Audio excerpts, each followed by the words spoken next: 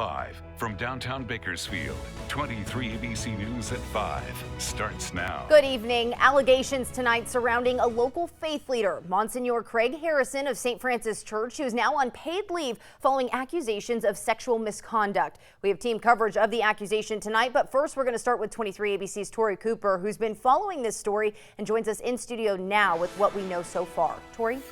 Jessica, early this morning, the Fresno Diocese confirmed with 23 ABC News that Monsignor Craig Harrison was placed on administrative leave pending an investigation surrounding sexual misconduct allegations made by a man who says he was a minor at the time of the alleged abuse. So tonight we are breaking down what we know so far in regards to the investigation and what the man has to say.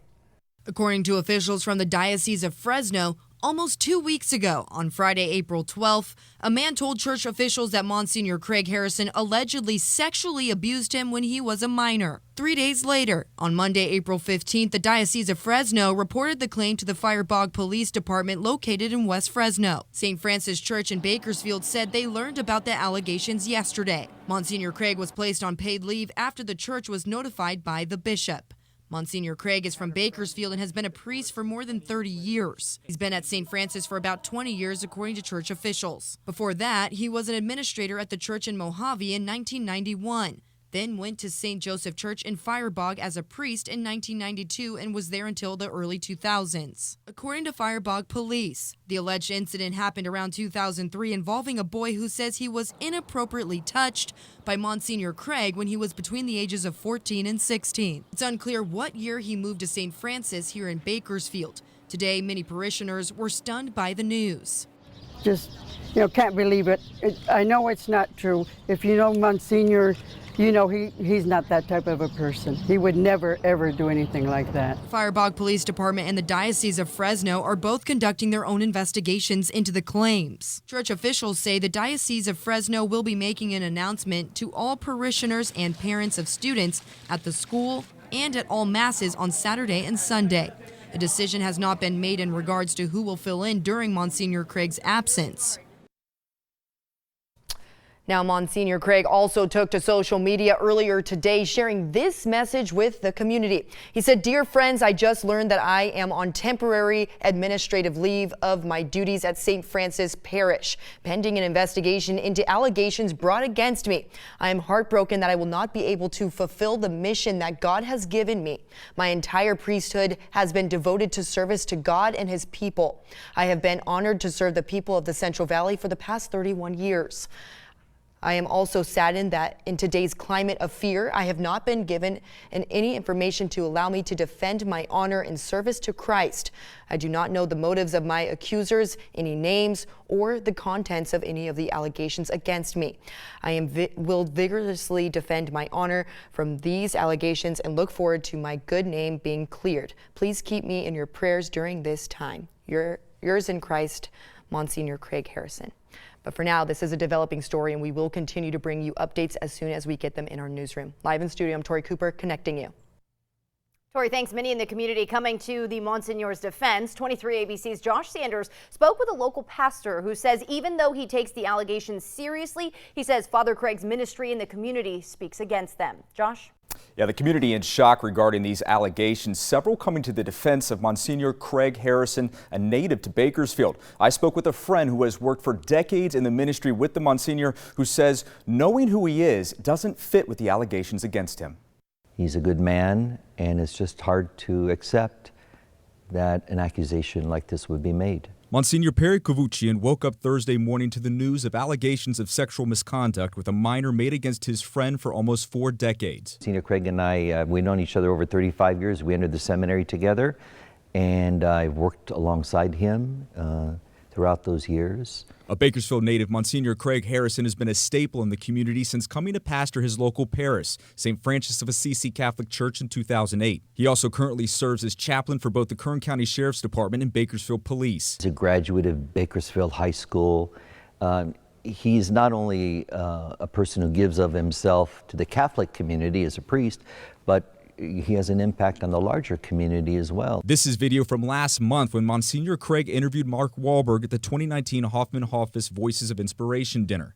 and back in 2015, dancing at the Star fundraiser for the Stars Theater. The Monsignor even has a star on the sidewalk outside the Fox Theater in downtown Bakersfield. If there was any truth to any allegation that he may have harmed a minor, you know, you get to know people when you work with them in this capacity, and everything about his character, all of his actions over the years in ministry have been just the opposite of something that would lead us to believe that he could do such a thing. Perry says Monsignor Craig's entire ministry has been about helping young people, even adopting children who have grandchildren. He has advocated for young people. He's protected young people who have come out of abusive homes. Perry says he understands the failed history of the church regarding sexual abuse. He says even though he believes in his friend's innocence, he trusts in the end the truth will come out. And I've always been a believer that they need, when the time is right, they need to speak up and be honest. And so to whoever it is who has made these allegations against Monsignor Craig, I would ask them to be honest, to speak the truth, and let the truth be known. As Tori said, this is a developing story. We'll continue to follow this story on our social media platforms and website at turnto23.com. For now, in studio, Josh Sanders, 23 ABC News, connecting you. All right, Josh, thanks. We want to turn now to 23 ABC's Alyssa Flores. She's joining us live from Fireball tonight, where she heard reaction from locals and where she spoke to the chief of police there about the ongoing investigation. Alyssa? Yeah, Jessica, like we've mentioned, Monsignor Craig was a priest here at St. Joseph's in Fireball for years before heading down to Bakersfield. Now, the chief of police here in Fireball says it'll still be several weeks before they reach a conclusion into their investigation of the allegation of sexual misconduct. The Fireball community in shock Thursday as they learned about allegations of sexual misconduct being brought on Monsignor Craig. Fireball Police Chief Sal Raygoza says Monsignor Craig worked at St. Joseph's Catholic Church in the 90s and early 2000s, and it'll take weeks to interview anyone who knows anything in relation to the claim made by a man, then teenage boy in the early 2000s. The department asking anyone else with information to come forward. We're looking into the possibility of there being other victims. Bakersfield Police say they're not currently investigating sexual misconduct by Monsignor Craig, but Chief Raygoza says they'll be reaching out to other law enforcement agencies in places where Monsignor Craig had ties as part of the investigation. We are contacting other cities where he worked at to see if there were any allegations or any reports taken by those agencies related to sexual misconduct. In the meantime, we spoke to several people who say as parishioners at St. Joseph's, they were surprised to learn about the allegation and said Monsignor Craig, known to them as Father Craig at the time, was a beloved figure of the Fireball community. Financially, spiritually, anything, he was always there for everybody. I mean, he was there for me sometimes, you know, when I needed help back in the day, you know, before I got married. And he ended up marrying us, which was a beautiful wedding. And I mean, just to hear everything that's going on now is just, I mean, I can't believe it. Johnny Garcia says the influence Monsignor Craig had is why he even chose to live on a street named in his honor, Father Craig Street. He did so much for these young kids, the community. I mean, he was into everything. The kids came to him. As the investigation into the allegation continues, Garcia says he's waiting to learn the truth. We pray that's not true, you know, and I mean, with the world nowadays, everything that's going on, I mean, it's just to happen here in our backyard. It's, you know, it's just unbelievable, you know, and we hope we get down to the true story and, you know, hopefully everything's going to be okay.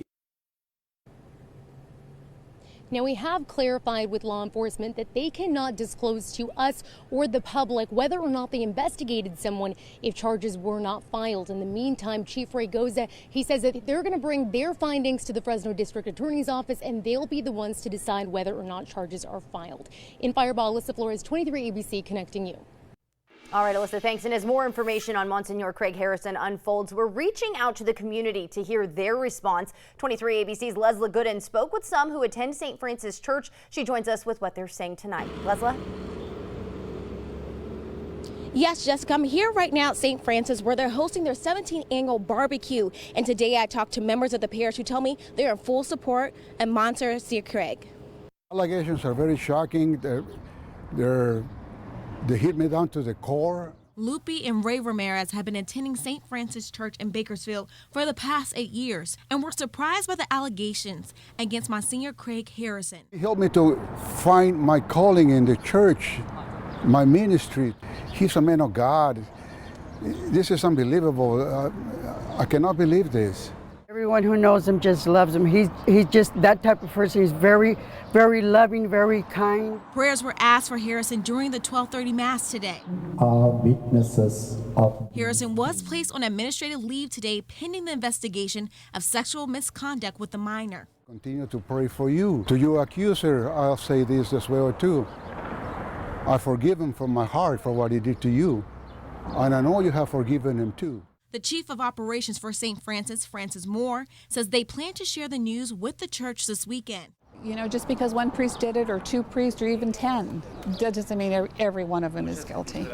And I know Craig personally. Becky Cummins has also known Monsignor Craig for over 40 years, and she says she doesn't believe it and has a message for Monsignor Craig. Fight it. Fight it, Craig. As you can see, the barbecue is still going on, and at this time, the pair still is supporting Father Craig, and they want to remind the community they are welcome to come out tonight until 8 p.m. Live in Bakersfield, Leslie Gooden, 23 ABC, connecting you. Leslie, thanks. A local church has announced they will be holding a novena prayer in honor of victims and all falsely accused. St. Elizabeth Ann Seton Church in Northwest Bakersfield announced on Facebook today, in light of new allegations, the church will be praying a novena for everyone involved. The church is asking for people to join them in a prayer to St. Dominic Savio, the patron saint of boys, choirs, and falsely accused and juvenile delinquents. We have the full novena on our website, turnto23.com. And of course, as we've mentioned multiple times, this is a developing story. We're going to bring you the latest details as they unfold right here and on our website, turnto23.com. On our website, you can also see community reaction, learn more about Monsignor Craig Harrison, and details about the accusations he's facing. You can also stay up to date on our 23ABC Facebook page and our free mobile and tablet app. A controversial bill is making its way through the state legislature, which could force clergy members to report confessions. The bill has received both intense criticism and support. The bill would not apply to all confessions between a member of the clergy and their congregation. It would only cover suspected cases of possible child abuse or neglect. If the bill gets approved, then members of the church would be classified as mandated reporters for the first time in history. Clergy members, like priests who do not comply with the law should it pass, could face possible prosecution. The bill is facing pushback from church organizations, saying priests in the Roman Catholic Church could be excommunicated if forced to reveal confessions. The bill was recently approved in the Senate Public Safety Committee in a unanimous 5-0 vote. Well, it was a beautiful day across Kern County and a perfect day to debut our brand new weather system called Barron. And this is it. It is the latest in high-resolution satellite and radar, and it's showing some isolated thunderstorms that popped up in the southern Sierra Crest. And we are actually seeing that here in Kern County earlier this afternoon. So we are going to zoom in down here so you can see some isolated thunderstorms popping up down near Fraser Park and lingering a little bit as we head into the evening hours, as well as some lightning strikes that showed up just to the southwest of Lake Isabella. That will re-loop up there, but we did have a time lapse from a camera that is pointing from Breckenridge actually up to Lake Isabella, and you can see those clouds that are hanging out up there. And as of now, they probably aren't holding much moisture as of yet, and they are actually going to be clearing out as we head into the rest of the work week. But some isolated thunderstorms are expected later this weekend, so I'll let you know what that means for temperatures coming up.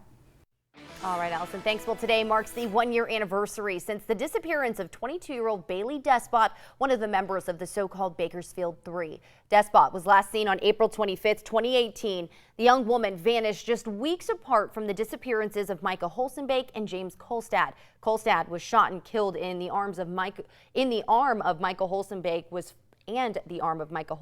found, but the rest of his body remains missing. He has since been declared dead. The mothers of the 3 victims say all 3 had connections and came together seeking justice for the Bakersfield Three.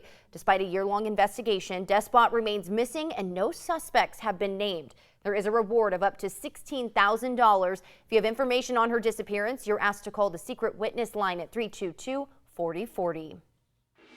A man serving a life sentence for murder has entered a plea of not guilty in a Fresno courtroom on charges of killing his cellmate. Authorities say 31-year-old Jaime Osuna is serving a life sentence for torturing and murdering a woman back in 2011. He pleaded guilty to the woman's murder to avoid the death penalty. While serving his prison sentence, Osuna allegedly killed his cellmate, 44-year-old Luis Ramiro, who was also serving a life sentence for murder. According to officials, Osuna reportedly cut off Ramiro's head and also severed one of his fingers, gouged out an eye, even cutting out part of a lung. This is probably the most unusual and gruesome case that I've had in my career. There was a weapon located inside the cell. It looked like it had been manufactured from some sort of razor that may have been issued and had some string around it. So that's the only weapon that was located inside the cell. Osuna entered a plea of not guilty to the charge of killing Ramiro and is due back in court next month. A quarantine order has been issued for students and staff at 2 universities in Los Angeles following possible exposure to the measles. Last night, health officials in LA confirmed 5 cases of the virus. The quarantine order was issued for those who may have been exposed at UCLA and Cal State University Los Angeles who have not been vaccinated for the measles or can't verify if they are immune. UCLA said as of today, there are 119 students and 8 faculty members under quarantine, and they could remain that way for up to 7 days. Health officials say the 5 confirmed measles cases have been linked to overseas travel. Federal health officials say the nationwide measles outbreak is on track to becoming the worst in 25 years. Still to come on this special edition of 23 ABC News at 5, more than 50 high school seniors are gearing up for an All-Star Face-Off tomorrow night. We give you a sneak peek at the 18th Annual All-Star Bowl. And the Kern County Sheriff's Office is looking at an upgrade for their deputies. We'll tell you what they're looking to buy and how much it could cost. Allison? And temperatures are warmer than what we were feeling today or yesterday here in Bakersfield today. Actually being the warmest day of the week, but a cool down is on the way. I have your full weekend forecast coming up next.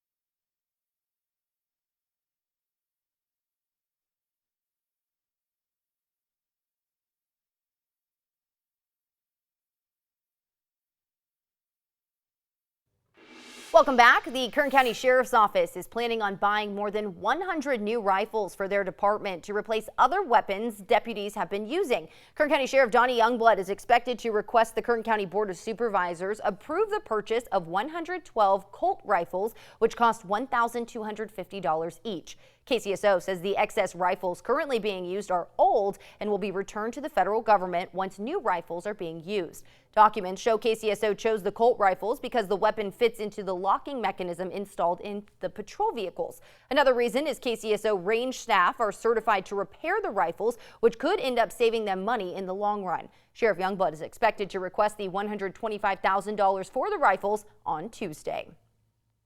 If you have jury duty, you may want to listen up. Superior Court officials say the jury service's phone lines are down. Officials posting on social media this morning, a notice on Twitter as well, saying the phone lines are down and people with jury duty will need to go online to check on reporting information. The court says there's currently no timeline for the issue to be fixed, but they're working to get it resolved. We have a link to the jury service's information on our website, turnto23.com. A senior long snapper from Liberty High School knows what it means to represent the Patriots, but he will soon be trading in his high school uniform for something more distinguished. Tonight, following the NFL draft on a special edition of 23 ABC News at 8:30, our sports director Carrie Osep shares a story of a local student athlete, Ryan Aguilar, who's about to graduate into a selfless role of service as he heads into the United States Military Academy to play football and serve his country. We're going to have that story and much more tonight on that special edition of 23 ABC News at 8:30. Dozens of high school seniors will face off tomorrow night at Rabobank Arena for the 18th annual U.S. Army Senior Bowl. Tonight, teams are practicing to make sure they perform at their peak, and 23 ABC Sports Director Carrie Osep joins us tonight live from downtown Bakersfield with a sneak peek inside the game. Carrie? Hey Jess, yeah, I think I scared some of the players off. They were just practicing really hard and now they're taking a water break. But I can just tell you it's going to be such a special time for all the players involved in this game, as it's going to be, for many of these players, their last football game, but for all the players, their last high school football game. So they're making sure to soak up all these moments. And again, this game is going to be happening on Friday, giving these boys a chance to lay it all out here on the field in front of friends and family. And the 18th annual U.S. Army All-Star Bowl features 52 of the best football players from around Kern County, as these seniors get the unique experience to play in the only arena all-star game in the nations. Players have had a couple days to adjust to the turf in a smaller field, but this is a game that many of these guys, as I said earlier, have been looking forward to playing since they started their football careers, and now they'll get to end their high school careers together in front of friends and family. So we're expecting a big crowd from here, and the guys have just been having fun all week. I've been at some of their practices outside of Rabobank Arena, but it's been cool to see them practicing in here as well. But along with the football players, there are many more people involved, and we also have senior cheerleaders representing, and I'm going to be joined now by one of the cheerleaders from Cesar Chavez. This is Ashley Tenorio. She's going to join us and give us a perspective for the cheerleaders. What has this experience been like for you guys? It has honestly been such an amazing experience and opportunity. I wish I could do it all over again. From the first tryout practice to the last practice right now, honestly, it's made me such a better person with socializing and also a better dancer. We love to hear that too, because we've been highlighting the boys and the football players, but you guys have been working just as hard, practicing and getting ready for the big game. So you also, though, you play on the Cesar Chavez softball team, so you're a bit of a dual threat, maybe a triple threat, maybe I'll find out a little bit later. But for you, Ashley, what's been the most important thing about this whole experience, as it being your senior year, and you know this is going to be the last time that you ladies get out here for a football game? I think the most important thing for me is I just have to go out there and perform like it's my last time. I've always said that, but this time it really is my last time. So I know I just need to go out there, put on a performance, put on that smile, and perform, most importantly, for my mom and dad. All right, Ashley. Well, I know that one team that you've been kind of in awe of has been the San Francisco 49ers, and I heard that it's a dream that you would love to one day cheer for them. Is that correct? Yes. All right. Well, so the people with the U.S. Army All-Star Bowl, they wanted to do something special for you, so they reached out to the 49ers. And guess what? The cheer team wanted to give you something special, so they signed from all the ladies up there. They brought you this, and they signed to give you a little bit of motivation. And so if you want to show the camera, so all the ladies signed. This is such a cool experience for Ashley. But yeah, what does that mean to you to see this? How cool is that? This is so amazing. Honestly, it's making all my dreams come true right now. I've always wanted to cheer for the 49ers. I've always been a 49er fan, and the fact that they took the time to send this to me and to sign it is just amazing. Thank you. Hey, Ashley, maybe we'll see you in there one day. How about it? One day. All right. Well, for Ashley and all the cheerleaders and all of these guys, and we also want to remind everyone, this is an event that represents our military members as well. So this is going to be such a cool game for the football players, everyone involved, and again, spreading the good message for our military members in the U.S. Army. So guys, make sure to get your tickets. You still have time. Rabobank box office, $15. And if you can't get to the game, we will be live streaming following our digital newscast tomorrow night. We will be giving you all the festivities. It begins at 4 o'clock. The game kicks off at 6:30. A lot of fun things in action to come, so make sure to stay tuned for that. But for now, live at the Rabobank Arena, I'm Carrie Osep for 23 ABC Sports. Back to you guys, Jess and Allison. All right, Carrie, thanks. Thankfully, those guys are going to be playing indoors tomorrow because, woo, if it's anything like today, it was going to be warm outside tomorrow. Yeah, it's definitely going to be toasty. We've been tracking this warming trend all week, and it hasn't stopped here, so we can see clear skies here in the valley this afternoon. And look at this, 96 degrees right now here in Bakersfield, so that is the warmest day of the weekend of the year so far, so up 2 degrees from what we were feeling this time yesterday with relatively dry and calm conditions. But what we have been tracking earlier this afternoon is some isolated thunderstorms that popped up in the southern Sierra Crest and actually down here in Kern County. So we were tracking an isolated thunderstorm that popped up just near Lake Isabella. No, that one was very short-lived, but did have some lightning strikes there. We can see the one in Fraser Park linger just a little bit longer, but then as we head into the evening hours, some are popping up just to the west of Taft, sign of kind of outlining the valley, just keeping us here in Bakersfield nice and dry, but we continue to track these very calm winds here in the valley. Valley. So unfortunately, that dry sinking air that we've been tracking is going to be the story again for your Friday. So unfortunately, air quality is still going to be bad. So not quite as bad as what we were seeing today. We had an AQI of 126, so that would be unhealthy for sensitive groups. But tomorrow, an AQI of 100. So that's technically in the moderate range, but again, right on that border for unhealthy for sensitive groups. So try to stay indoors if at all possible, because it is going to be warm. So make sure that you are staying hydrated and reapplying that sunscreen. But as for temperatures tomorrow, still in the 90s, not quite that 96 degrees that we were seeing today. 93 here in Bakersfield, 90 as a high over in Taft, 85 down at the base of the Grapevine in our mountain communities. The Kern River Valley still going to be in the mid 80s, 77 as a high in Tehachapi and 75 down on Lebec tomorrow. And our desert city is going to be warm as well. Ridgecrest looks to be the warmest place across Kern County with a high of 95 degrees. But we are tracking a cool down on the way. So there's a low pressure system that is just off the coast on Saturday, slowly be making its way towards Southern California as we head into the weekend. So that could be bringing some wraparound moisture and another round of those isolated thunderstorms just like we were seeing today. We need to get through a few more days in the 90s on Saturday. Then those winds pick up again ahead of that system that's going to be pushing toward the county on Sunday into Monday. That does bring up the chance, like I said earlier, to see some thunderstorms, but that's also going to be dropping temperatures down to the 80s and then holding on to the upper 70s by Tuesday. So that's actually going to be near seasonal temperatures. That normal for this time of year, 77. So going to be feeling a nice relief as we head into the weekend. And then next Wednesday just happens to be May 1st. So it's going to be feeling relatively cool there for us. The Kern River Valley will be dipping down into the low 70s as that system makes its way into the county. But Tehachapi and Fraser Park holding on to those mid to low 70s as we head into the weekend. Definitely warm today, but again, relatively short-lived, which is not too bad. That's good. That's what I like to hear, because it's tough when it gets this warm, this early in the year. I know, exactly. Want to definitely roll the windows up and put the AC on. But if you may have noticed that our weather system and graphics look a little bit different today, that's because we have rolled out a brand new state-of-the-art weather system. That's right. 23 ABC is the first station here in town to have the new system. 23 ABC's chief meteorologist Elena Rusk has an inside look at all it has to offer. It's the next generation of critical weather intelligence, and it's here. This is Barron Lynx. Here at 23 ABC, we are the first in this market to go live with this system, broadcasting more accurate weather forecasts than ever before. We now have better data accuracy with high resolution mapping. That means you can see exactly how a storm is behaving and when it might reach your neighborhood. Whether it's a Pacific pattern or a recipe for severe weather, we can now follow it with precision storm tracking, showing whether the storm has dangerous cloud to ground lightning and how many strikes could be occurring and at what intensity. Now we can also forecast the probability of hail within a storm and the likelihood that there may be damaging winds headed your way.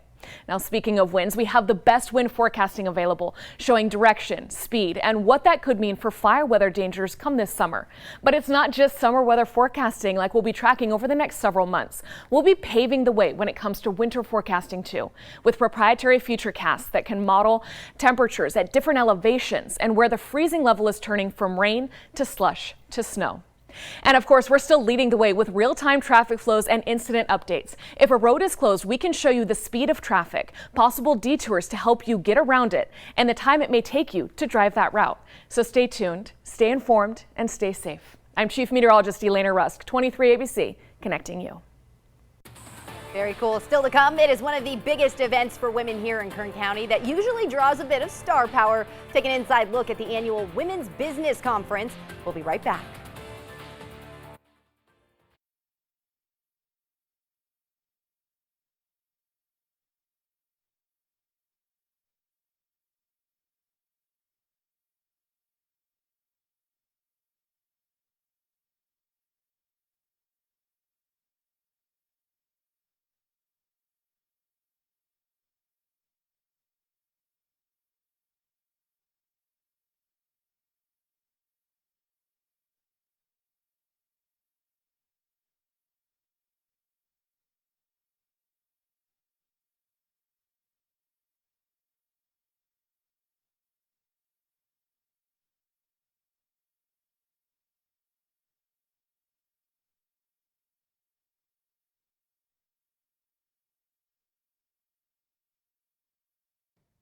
Welcome back. Today, dozens gathered for a local conference aimed at helping provide women with information, skills, and the encouragement needed for success in life.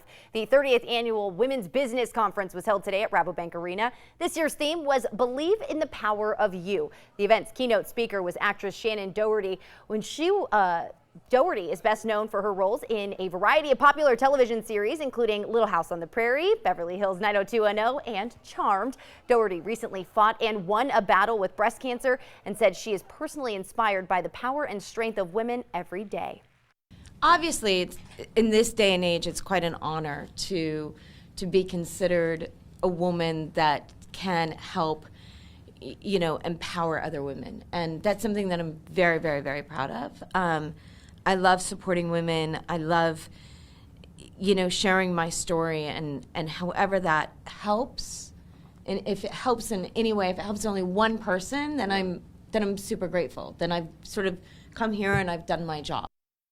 The Women's Business Conference was founded and was first held at Bakersfield College in 1989. The conference has grown in attendance and workshops every year, with thousands of women coming together for one special day to learn, be inspired, and be recharged. And I had the chance to go today, which was amazing. And I did want to point out one thing. They gave out these special bracelets, which I thought were really cool. Wow. In honor of an honorary board member for the business conference. And what it's supposed to do is remind women to get a mammogram. That woman who's an honorary board member unfortunately lost her battle to breast cancer, but this is supposed to remind you to get a mammogram. Once you get one, you take it off and you pass it off to another woman. I thought that was very cool. Adventist Health provided them, and I thought it was amazing. So fun, inspiring. Great day, very inspiring day. Yeah. That's too awesome. fun. But let's talk weather, shall we? Nice and warm out there. My goodness. Oh, nice and toasty, especially when you're maybe getting into the car after it's been sitting out in the sun. Maybe a little hot. High of 96 degrees today. Holding on to those 90s, the low 90s as we head into your Friday and Saturday. But Sunday, winds pick up because the system is going to be pushing into Southern California. Now we have the chance to get some wraparound moisture, chance to see some thunderstorms late Sunday into the early morning hours on Monday. But this system will be bringing cooler temperatures down to the low 80s, upper 70s to start next week and to start May. So really not a bad way. Just need to get through the next couple of days and then we are in the clear. Just need some sunscreen, some ice cold water, and we'll be good to go. Exactly. Yeah, no problem. All right, that's going to do it for us on this special edition of 23 ABC News at 5. We hope to see you back here tonight for our other special edition of 23 ABC News at 8:30. And then again tonight at 11, we'll leave you with this gorgeous shot of this outside. Look at these clouds. Gorgeous, warm, but gorgeous. We'll see you back here tonight at 8:30.